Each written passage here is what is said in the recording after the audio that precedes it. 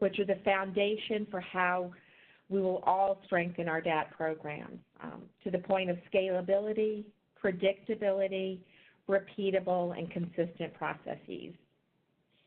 While the standards that we present today may not reflect what your region is currently doing, it does provide the vision for where we want all disaster action team programs to be by the year 2020.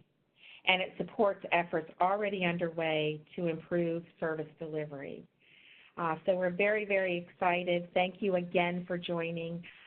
With me, I have Alicia Guajardo, who is the DAT lead program person here at National Headquarters. We also have Alex Rose, and joining us remotely for the presentation are Flo Hankin, Liz Mays, and Dicey Nicholas. So with that, I would like to go ahead and turn it over to your fearless leader, Tom Vitullo, the DBE for the Northeast Division, to provide a few words. Tom, we're going to go ahead and unmute you.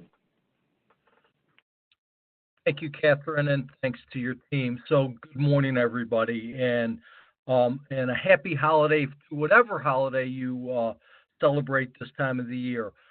Like Catherine said, this is an extremely, and let me emphasize this, extremely important time for the Red Cross. The work that Catherine, her team, and the field, and I got to emphasize the field, there was hundreds of people's fingerprints from the field on the new S&P for the DAT program is extremely important. And so, I mean, I can't stress enough, this is the bedrock foundation of what we do in the Red Cross, 60 to 70,000 times a year.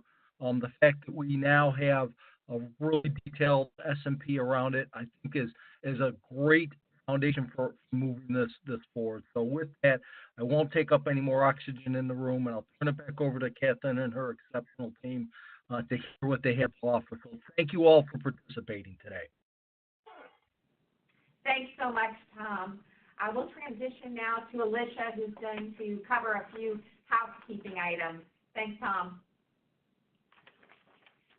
Yeah, so good morning again, everyone, and thank you, Tom, for those your remarks. So just very quickly, housekeeping reminders. This webinar today is scheduled for 1 hour. We have a lot to cover, but we hope to have a bit of time at the end for some questions. The lines have been muted given the number of attendees. However, it never hurts to mute your own phone, and perhaps turn off your camera if you have that, just to be safe. As I mentioned, we hope to have some time at the end of the WebEx for some of your questions. You'll be able to put those into the chat box of the WebEx. We also, at all times, encourage you to reach out to the mailbox, which is dat@redcross.org, to send us your questions and comments. And we will be making this presentation available on the DAT Toolkit at dat.redcross.org, and there will also be a recording of this presentation as well. Thank you, Catherine. So the agenda for today's presentation is, in a moment, I'll introduce the volunteers and staff who've been part of the working group working over the months on the program development. We'll give an overview of the program and talk a bit about why we need national standards for our disaster action team program. We'll highlight some of those key standards. We'll share some resources, and then we'll end up with giving you a glimpse of what's coming in 2019. So you'll see on the screen here the folks who are helping us. Again, all of these people have been part of this work since we began formally in March of 2017, so a year and a half ago. A few of them will be joining us for this presentation to help facilitate the call. So again, thanks to our volunteer leadership, our employees who have been a very instrumental part of the program. And now I'm going to turn it over to Flo Hankin. who's going to take us through an overview of the program. Flo? Good morning, everyone. Before starting, I wanted to let you know that it has been my pleasure to have been a part of this working group. I really believe in the DAT program, and I am so looking forward to seeing the update implemented. So let's get going. Here's something interesting that I wasn't aware of till I read the standards and procedures. In 1964, the American Red Cross passed a resolution that set the stage for the creation of disaster action teams. These teams of especially trained volunteers were created to provide immediate assistance to individuals impacted by small-scale local disasters, much as we do today. Prior to '64, the Red Cross would not typically provide relief unless a situation included 4 or 5 families. Excuse me, where did I get that? 5 or more families. The policy changed because the Red Cross realized that a significant need existed in situations with less than a national scope. And boy, were they right. We respond, as Tom mentioned, over 60,000 times a year with more than 36,000 volunteers. Today, disaster action teams are the foundation of our disaster program, providing the first line of care, comfort, and compassion. 24 hours a day, 365 days a year. It takes a special volunteer who has the interest, availability, compassion, and skills to respond at a moment's notice, day or night. We know that DAT volunteers are so proud of what they do and will appreciate the focus on building a stronger, more consistent program across the country. What does DAT do? With the help of duty officers, disaster action teams ensure critical access to basic necessities. They help clients initiate the first steps in their recovery. They assess the scene and report on the complexity of the disaster situation. In addition, disaster action teams provide canteen services and support scaling up to a larger operation if necessary. Why the update? The Disaster Action Team update focuses on implementing a standardized program in all regions. This includes defined standards and performance metrics, volunteer management, and adoption of View DAT, the National System of Record. Regions will work towards a stronger, healthier, volunteer-led program utilizing the standards to drive program improvements.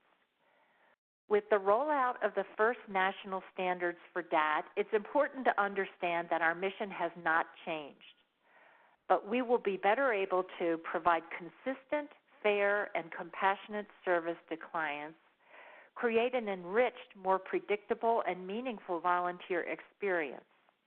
The standards will help us develop a sustainable volunteer-led program and capitalize on the power of View DAT. So a bit more about the need for national standards for DAT.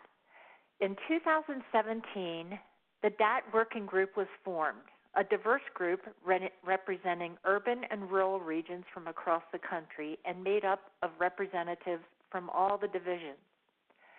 One of the many challenges of the existing DAT program was that it was designed to be a volunteer-led program, but yet some areas relied on DPMs and DPSs to manage and respond. There was a lack of capacity in DAT leadership positions and a lack of targeted recruitment. Another challenge was, and still is, non-standard disaster action team programs across the regions.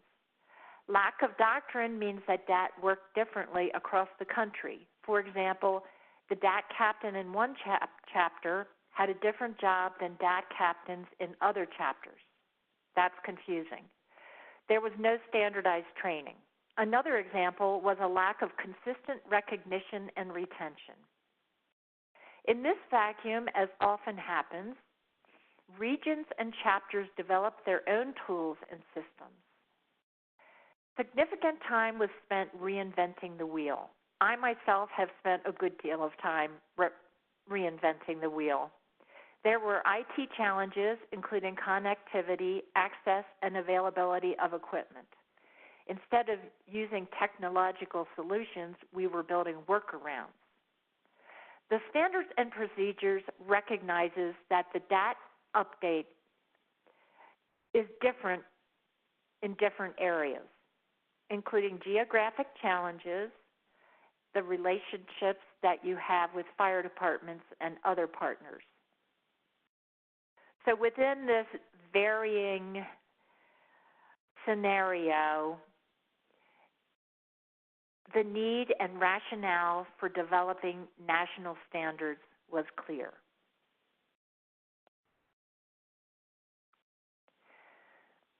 You don't want to talk about the new program without looking at our principles. One of the important elements of a strong, healthy DAT program are our principles. The Disaster Action Team program principles guide us in decision-making and taking action. As I mentioned earlier, the DAT Update program focuses on implementing a standardized program in all regions. To best serve our clients, it is designed to achieve the following: develop a trained and supported volunteer workforce led by volunteers. Create a career path for DAT members within the Disaster Action Team program. The program is designed to offer a predictable, easy-to-understand process with clear expectations. It provides ongoing engagement opportunities and ensures that DAT members have the resources they need. We are also informed by the Disaster Cycle Services guiding principles. Regardless of the type, size, or complexity of the disaster, the Red Cross upholds the guiding principles for disaster operations. The guiding principles include clients come first, inclusive service delivery, and care and safety of workforce. We engage the community, offer a good hello and a good goodbye. We strive to get to yes. We base decisions on facts and figures. That's called data-driven decision-making. And last but not least, we strive to be good stewards of the donor dollar. The third set of principles that you all have tattooed on your forehead are the fundamental principles of the Global Red Cross Network. These principles set us apart from other organizations and connect us to the international Red Cross Red Crescent movement.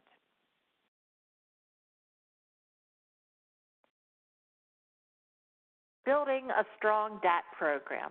What's this slide all about? The familiar Venn diagram in the center represents the DAT program, and the red boxes are the components that will help build a strong program. Let's begin with DAT doctrine and training that help prepare and train DAT members and make sure we are ready and equipped to respond. Then we have regional program management to oversee and support the work with our leadership in chapters and territories where the DAT programs reside. RDOs, supported by the DAT Regional Program Lead, are responsible for ensuring adherence to DAT program standards and procedures. They work closely with the DPX, DAT coordinators, and DAT leaders, as well as disaster workforce engagement and volunteer services. Finally, we have the RC View DAT component, which is not to be underestimated in the success of the DAT program. The RC View DAT system helps to manage scheduling of duty officers and responders. It is a key tool for duty officers who receive the notifications, verify the events, and activate the teams, and then provide support during the DAT response. Effective DAT response operations require all of the elements in the red boxes. Other components not shown on the slide include program assessments and continuous improvement. Conducting program assessments is essential for building and sustaining a strong and healthy DAT program. Continuous improvement ensures that we are moving towards and maintaining consistency in our services everywhere our disaster action teams respond. Thank you. Super. Thanks, Flo. So now I'm going to talk about the DAT program structure. And when we think about a standardized DAT program, the structure is a very big piece of it. So let's look at the structure. This diagram illustrates the organization of a regional disaster action team program. It illustrates how DAT responders are rotating in and out of response and program support activities. DAT positions are organized into steady state program support roles and response operations, which happen at the chapter or territory level. So let's take a closer look at the structure for the DAT program. When we think about DAT, we usually think about volunteers standing in front of a burned out home, helping people who really need our Red Cross assistance. But in order for us to do that, every single time we're needed, with the right number of well-trained volunteers and having all the right supplies, there are certain things that we need to be doing before, during, and after DAT response operations in all of our chapters and territories. So that's what we mean when we talk about the steady state, or we also might say blue sky. So these types of activities include welcoming and onboarding new DAT volunteers, meeting with our fire departments, getting our supplies ready, reviewing the recent DAT responses and learning from those opportunities, making sure that we have volunteers signed up to be on call, celebrating amazing volunteers. There's really a lot that needs to be done before and after DAT responders. So that's why we have the member, the leader, the coordinator, and the regional program lead positions. Some volunteers may mostly want to be responding and not doing a lot of these things, and that's okay. And others may prefer to spend most of their energy helping strengthen their DAT program, making sure that we're ready to respond. So now let's look at what that is. Let's look at operations. On this slide, what we see listed are many of the things that occur during DAT response operations. Events are led by a DAT supervisor or a DAT manager when available and needed. DAT service associates and DAT trainees ultimately report to the on-scene leader during the event, and that on-scene leader is supported by the DAT duty officer. Much of what we know about DAT and why it exists is what you see on this slide. This is our operation structure for DAT responses. Here we see the different DAT gaps and the associated positions that you have during response operations. By assigning a gap, what we're trying to do is establish a career path for volunteers to grow within the DAT program. It provides a uniform structure for volunteers to move through the DAT program, and it also assists volunteer leaders in tracking and building capacity utilizing volunteer connection. Reminder, everyone with a DAT gap also holds a steady state position, either member, leader, coordinator, or the regional program lead position. With our new program standards, we also include ways to engage older youth in the DAT program. All youth volunteers are welcome into the program to support us during steady state readiness activities. Youth can play a vital role in ensuring capacity and capability for DAT. That may include organizing supplies, calling down to volunteers, making appreciation certificates, and helping plan our DAT meetings. Another important piece of our standards is the focus on the minimum requirements needed to hold a given position in terms of our training. And this builds on the entry-level positions of member and of trainee. The steady state and the response positions both have stated training that is required, and it also lists training that's recommended to support us being successful in those roles.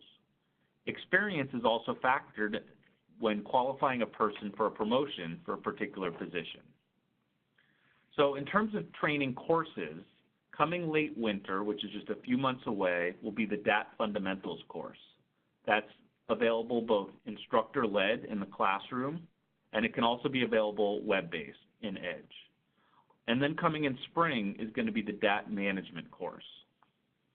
Many of us are also familiar with the DAT Basics PowerPoint. That's currently being updated to ensure that it reflects the new standards and procedures. While it won't be comprehensive of every single new standard, it will be very helpful, and it will be posted to the DAT Toolkit, and we'll be communicating once it's available. In addition, I want to mention the Disaster Action Team Training and Systems Requirement Job Tool. You can find that and pretty much everything we're talking about on the DAT Toolkit on the Exchange.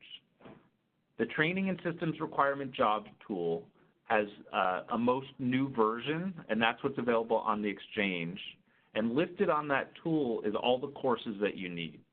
Very soon, we're going to have it updated with the links so that you can directly access the courses on Edge.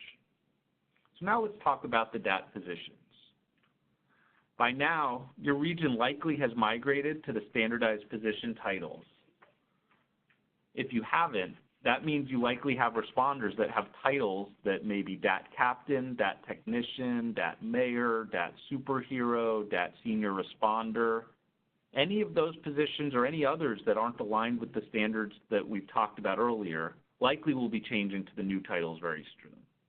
In a strong, healthy DAT program, a large percentage of those who respond to events are also active during steady state as DAT leaders or DAT coordinators. Finally, I want to build on what Flo was talking about with the RC View DAT system. As part of the Readiness Initiative, regions are starting to use this system. And if you haven't, in the coming calendar year, your region will be adopting it through the infrastructure lane of the Readiness Initiative. The RC View DAT system is a tool that we use to record our disaster notifications, schedule DAT responders and duty officers. We can track and manage our local responses, provide situational awareness and information on our workforce engagement, and it ultimately supports our DAT readiness and our planning as well as operations. If you've started to use this system, you may have felt some of the challenges. Those come with new technology, and I'm sure many of us have experienced with other new systems with the Red Cross and in other organizations. New technology is never perfect, and we're learning as we use it. And, you know, it's common to have software issues, and so we're working closely with the vendor to make it feel less complicated. This is our highest priority, and we're working very hard to improve this tool and its use.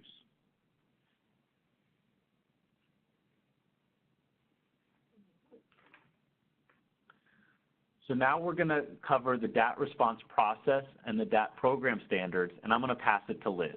Liz? Thank you, Alex. I, too, would like to say I've been honored to be part of this work group and all the awesome work my teammates have done, and I'm so excited about the DAT program standards, and I'm ready to get started.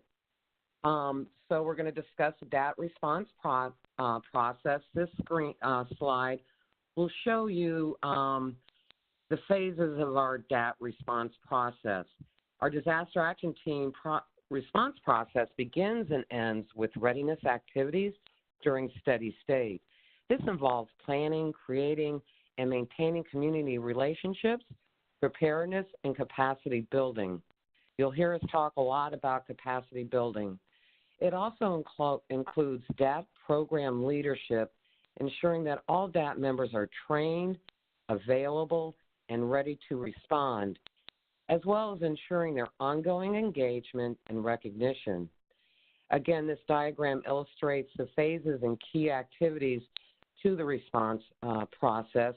Each of these phases identifies key standards that are used as a measure for how Red Cross is organized its DAT program and delivers its services.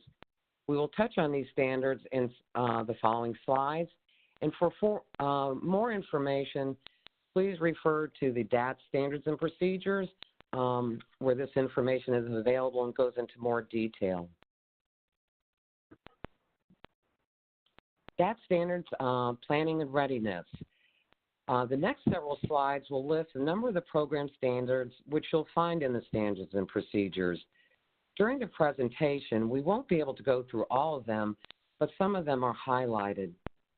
From a planning and readiness perspective, we want to stay focused on a number of things. Our standards for readiness are based on the 4 elements of the readiness framework.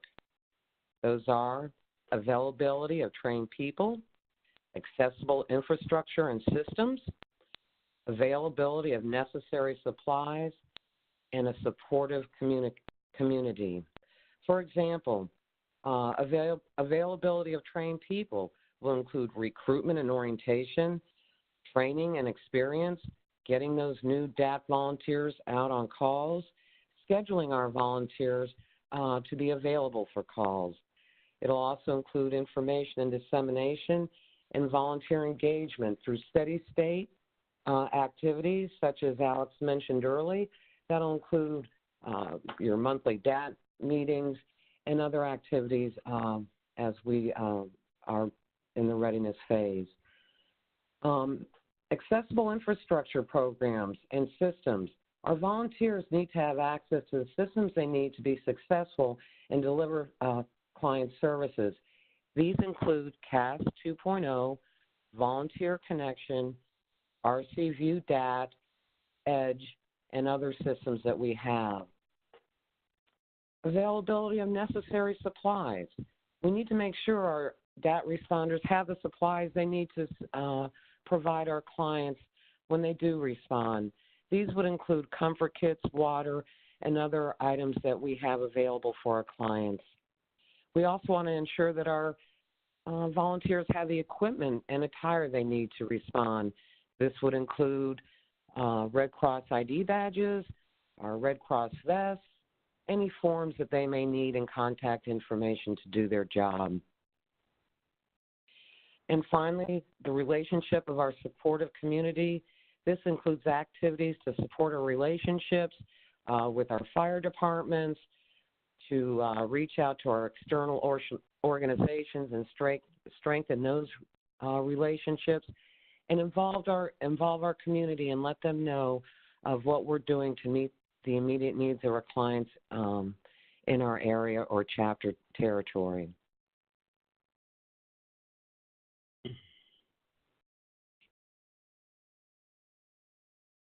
Let's talk about the initial response.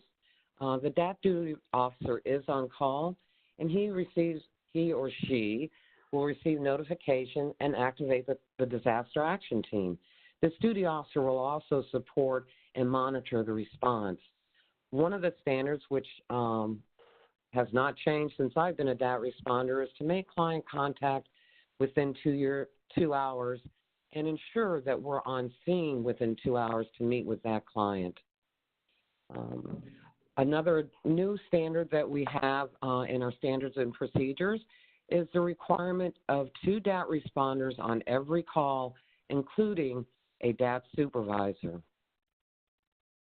Additionally, the disaster action team responds to 100% of events when Red Cross assistance is requested and when it is appropriate and safe to do so. The standards and procedures outlines the event types, conditions, criteria that we will respond to. It also includes factors to consider when deciding if Red Cross will respond. There's an excellent job tool. You can see it on the slide right now. This gives you a roadmap for decision making when we dispatch on calls that may not fall within the norm of a single family or multi-family fire. I would encourage you to make use of this job tool and make sure your DAT leadership is familiar with this and understands how to use it. This is also a key job tool for duty officers, and again, it's on the DAT Toolkit, and I encourage everyone to become familiar with that.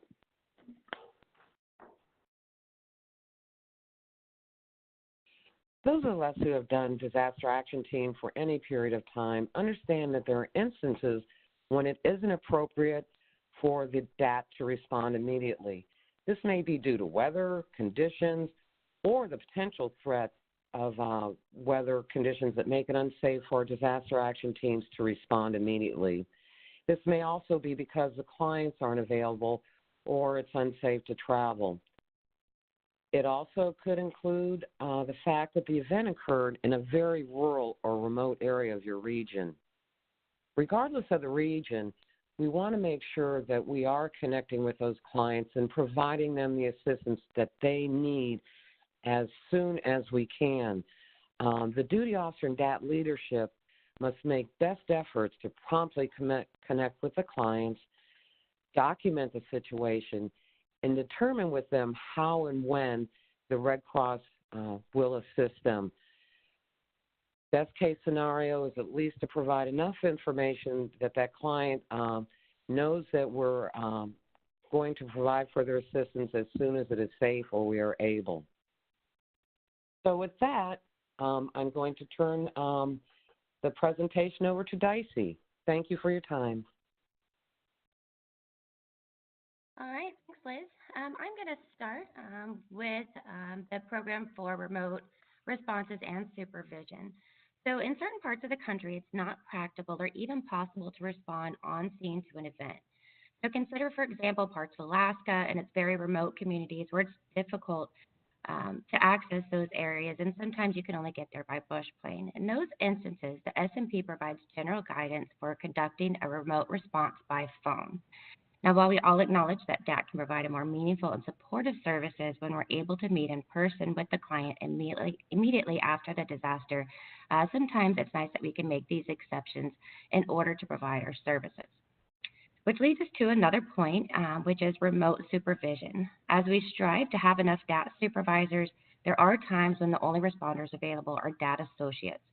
When a deviation from the standard of a minimum of 2 DAT responders, including 1 supervisor, needs to be made, the S&P gives us that general guidance for those situations, and you can refer to those in the DAT S&P. Future job tools will also expand on these topics to ensure all regions are moving forward consistently and align with both the DAT doctrine and the recovery doctrine. So just to give you an example, the job tool that's coming will explain how to actually do that remote response, from calling the client, conducting the interview, how to handle verification and livability, how to issue a TAC, and so on. Which brings us to our next topic, canteen responses. These are types of events. These types of events could be to provide snacks and hydration at a safe area near a disaster event to individuals that are displaced. So perhaps there's a building that needs to be evacuated and there are 75 people who are outside for 3 hours, and the fire department plans to let them return, but it might be a few hours. We might also provide canteen services to firefighters or to clients at the scene of an apartment fire while we're opening those cases for them and working with those families. Future job tools are also in development for canteen response. Moving on to the on-scene assessment and service delivery. When DAT is on scene and delivering services to clients, the DAT S&P outlines how we can organize the team, ensuring the team's safety, the role of the duty officer supporting the DAT on scene, and references the casework and recovery planning standards and procedures. It also outlines the support rules such as disaster health services and disaster mental health services. It also explains special circumstances when it might be necessary to contact the duty officer for support. So, for example, there might be some changes in response if there's a fatality, if there's a need for an interpreter to work with that family, or if the media arrives on scene. There is currently a job tool in the DAT Toolkit for the on-scene, or it's called the On-Scene Assessment Job Tool. So moving on to the end or post-response. The key standards focus on ensuring we have complete information on the case management system, or what we know as CAS for now, that duty officers are notified that the team has completed the response.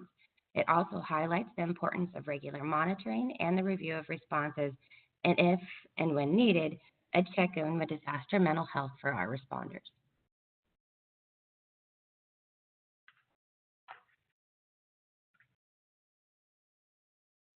I'll turn it back over to you. Thank you so much, everyone. This is Alicia again. We're going to turn now to share for a few minutes some of the resources that we've been referring to. So first off, the DAT Toolkit that we've talked about over and over again. By now, we hope that this is a place that you know of and that you check it regularly.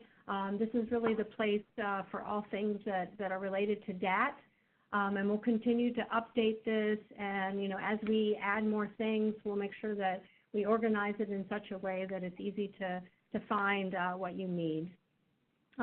Currently, you'll find the standards and procedures as well as the job tools that we've made reference to.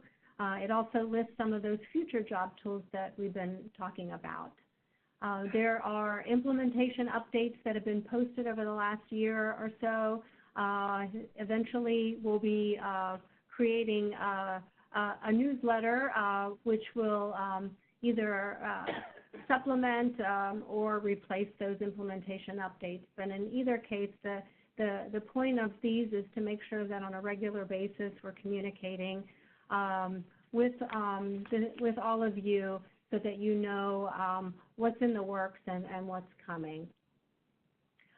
Finally, on the toolkit, you'll also find a page for any conference call type of information. So currently, we have the WebEx schedule and the details for those calls there. So if you know of someone who was not able to join today, we have a few more that are happening early next week. I encourage them to go check it out and find that information there. Some other resources that we've shared and would like to remind you of again is there exists a Yammer group that's called Disaster Action Team Best Practices. This is really an informal platform for all things related to DAT.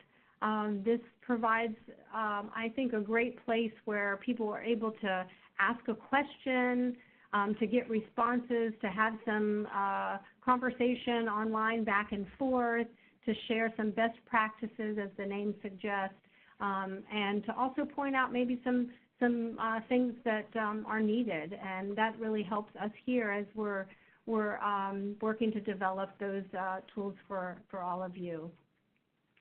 View DAT and the DAT app is for those regions that are have already adopted the View DAT tool. That's part of the implementation of the Readiness Initiative.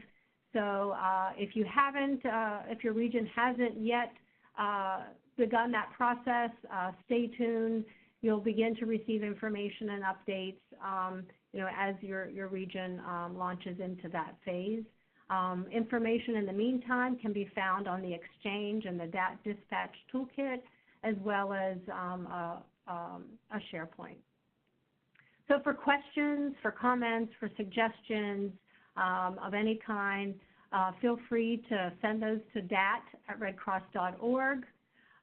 Certainly, we encourage you to go first to your own leadership, so your DAT coordinators, your DAT regional program leads, your DPMs, DPSs, your senior DPMs. Those are really the first point of contact for questions, but we're here to support and to help and guide you as well. And I've also shared my direct email that you'll see on the screen. So what's coming next year? Right around the corner, as we've also mentioned, the development is not over.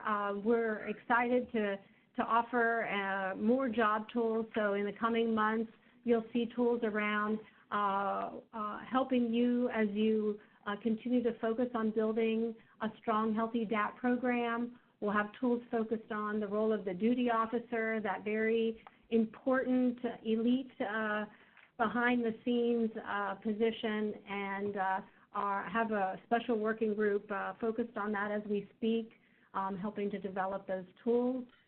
We're also working very closely with volunteer services and focusing on some tools around marketing and promoting, talking about the program, as well as how we can do a better job of recruiting the right type of volunteer for our DAT program. We're currently in the process of developing a short DAT video. This will be something that all of you can use to show and to share with new and prospective volunteers for the program, but also with external audiences, your partners in the community when you want to talk about DAT and what it's all about. This video will be one that will, we hope, will motivate, will inspire, as well as talking about the program. Also new is what will soon be some resources available around regional DAT summits. The Georgia region spearheaded this process. They developed a nice model, which is a one-day conference bringing in our DAT volunteer leadership, to really talk about and focus on what's going well, maybe what those challenges are in your own region, and to solution around that, and to have those open conversations and discussions. So from headquarters, we'll be working closely with Georgia as well as other regions that are rolling this out to develop a standardized kind of playbook and resources so that other regions can choose to offer this as well to their volunteers. We briefly talked about the trainings. So in the coming short months, we'll be rolling out the new Disaster Action Team fundamentals intended for, as that required, focus on the program and what our workers do, both in our responses as well as our steady state activities. And then it will be followed soon thereafter with the DAT management training, which will be focused on all of our leadership positions within the DAT program. Some other things that are coming. We'll be creating a division capability work group for the DAT program to ensure that at every level of the organization we have leaders that are focused on how we together can build a strong, healthy DAT program across the country. We'll also be instituting some regular calls and support to those DAT regional program leads. So if you haven't already identified that volunteer leader, we encourage you, to do that and to share their information with us so that we can begin that process of working with them. I mentioned the newsletter, and finally, as you'll see on the screen, we've kind of shared with you some of the many DAT branded items that will be early in the coming year available to all of you. So we've got a new Disaster Action Team pin, as well as shirts and hats and bags and clipboards and water bottles and all kinds of things like that. So we're really excited that you can kind of share your dedication and visually represent the Disaster Action Team program with those. When the Standards and Procedures was rolled out at the end of October, we also shared a program update guide, and that is also found on the DAT Toolkit. Along with that we provided a regional implementation checklist. This is something that is available for you in Word documents, so you can take it, you can use it as is as a checklist, you can add to it, certainly share this amongst your leadership, and use it sort of as a roadmap for the way forward in continuing your implementation of the program. We've mentioned a couple of times now, we really hope that you'll identify that DAT regional program lead, that volunteer leader who is part of that regional steady state table of organization. And again, we ask that you send that information to us. So, review the standards and procedures if you haven't had an opportunity yet. Look at the job tools, get to know them well, and most importantly, discuss them, ask questions, and let us know how we can help.